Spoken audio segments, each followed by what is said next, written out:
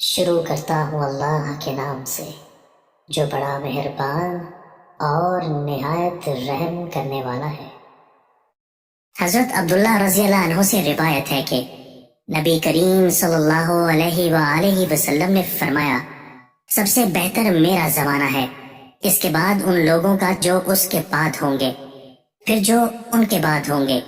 اور اس کے بعد ایسے لوگ پیدا ہوں گے جو قسم سے پہلے گواہی دیں گے، کبھی گواہی سے پہلے قسم کھائیں گے۔ حضرت ابن عباس رضی اللہ عنہ نے بیان کیا کہ میں نے نبی کریم صلی اللہ علیہ وآلہ وسلم سے سنا، نبی کریم صلی اللہ علیہ وآلہ وسلم نے فرمایا، اگر انسان کے پاس مال کی 2 وادیاں ہوں تو تیسری کا خواہش مند ہوگا، اور انسان کا پیٹ مٹی کے سوا اور کوئی چیز نہیں بھر سکتی، اور اللہ اس شخص کی توبہ قبول کرتا ہے جو دل سے سچی توبہ کرتا ہے۔